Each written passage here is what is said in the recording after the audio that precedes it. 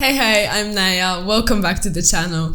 So I've been absent for about a week because I had the worst cold, and you can still probably hear, but I was dead. Pretty much I was dead. I looked like I was dead, and it was not happening. So don't worry though, because I have a lot of content planned for you. So just make sure you're subscribed and everything. And today I simply had to record this quick video because the OCG Banlist just dropped 10 minutes ago. So yeah, we're just gonna go over the cards. It's just gonna be a quick video, a quick rundown of what happened, and that's it. I'm very glad to be back though. I missed recording so much, but I was unable to live pretty much.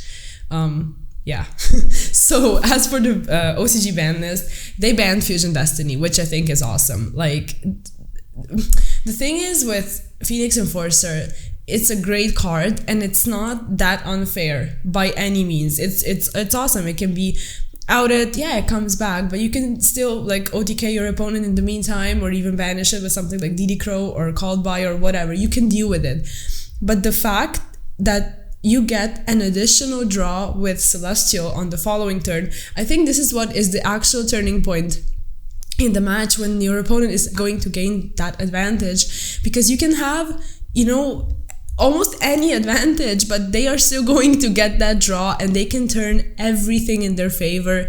And this is the actual problem, I feel like. So them banning Fusion Destiny, I think this is a huge hit, but it's very necessary. So yeah, I'm thinking if we're gonna see something similar in the future with the TCG as well, I think we're just gonna have to wait and see. As for Destroy Phoenix Enforcer, I think it's okay that they did not ban the actual card, just because you can still make it with something like Polymerization or stuff like that.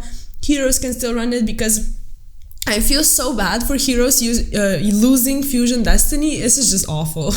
It really is awful, because heroes they're a nice deck, and with all of the support that they've had in the last couple of years, I guess. It's not just a random deck, with Evo heroes and stuff like that. So them losing Fusion Destiny, I feel like is awful, but it needed to happen. So there's that. They can still summon Destroy Phoenix Enforcer, so they shouldn't be, in such a bad place. As for the limited cards, they took care of everything. Basically, Torn Scales, Meow Meow, Crossout, Torn Scales, Phantom Knights, they were just running wild. They were the best deck, no doubt about that. With the Brave tokens, they were just unstoppable.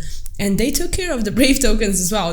They didn't give it that big of a hit, but they took care of it. And also Prank Kids could run the Brave token stuff. Obviously, I'm so excited for those things to drop in the TCG. I cannot even explain to you.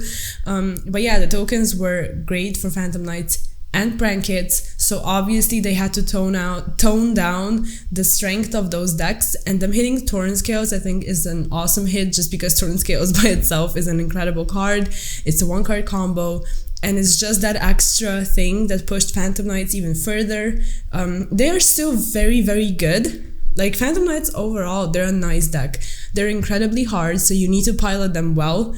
With the Brave tokens, obviously they're stronger, like I said, but with the loss of Torn Scales, I think the actual power is going to just be turned down a notch, and this is okay, because the representation was very, very big in the OCG, and with Prank Kids as well, like we've seen in the TCG, the Meow hit is 100% the correct hit, just because you take away their grind game, you take away their follow-up. As for Crossout, we've seen it go to 2 on the previous list, and it's interesting because in the TCG it just does not do anything right now. It's not one of those cards that will never do anything, I feel like. We just need, the time and place need to be correct.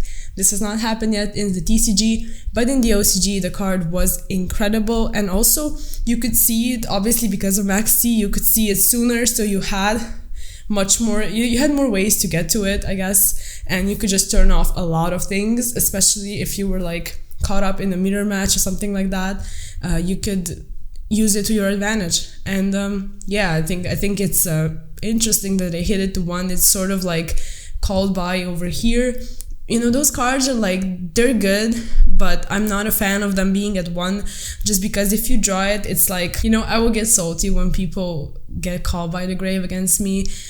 It happens to me as well, so I'm pretty sure my opponents are pissed off as well. But those cards, I feel like they should just be at 3 or at 0. It's just my belief. So yeah, I guess we'll see what happens with Crossout over here and over there as well. So as for the semi-limited cards, I mentioned the Brave token stuff. So they semi-limited Rite of Amnesia and also Aquamancer of the Sanctuary. So those were run at 3. Obviously, you could get to the spell, so you could get to the other spell, so you could get to the monster, and you could turn on your entire Brave token engine, and it was just way too consistent. So this is just a hit to consistency, which is good, just because the engine was so good in a deck that was so prevalent, which was Phantom Knights, which was also Prank Kids. So they didn't completely kill it, but semi-limiting, I think, is a very good call. The other 2 cards, Multi-Faker and Metaverse, were at 1, slowly going back to 2, most likely to 3 soon. They banned Mystic Mine, so Metaverse truly it has no sense that Metaverse being at 1. Also Multi-Faker, like, it's Altergeist. We have it at 3, and like I feel like Altergeists were a bit more consistent when Multi-Faker was still at 1, because you could not break down so many monsters or so many traps, one or the other. But it's whatever, like, it does not do that much to be dangerous by any stretch of the imagination. So it can be a 2, it can also be a 3. So I feel like this is fine. As for the newly hit to semi-limited card, Sorcerer Emergence, I think this is a very good hit, because this card is legit so good. It's a 1-card combo, the only 1-card combo basically. And Sorcerer overall, it's not like one of those decks that's way too overpowered, but cards like that push it to the next level and just make them much better. I don't know will we see something like that in the TCG as well. I'm not sure, because the deck, like I said, it's not that OP. I think you can honestly deal with it depending on which deck you play also. But yeah, I think this is a nice hit. So the released cards, 3 of them actually went to 2 on the previous list: Joker, Oviraptor, and also Red MD.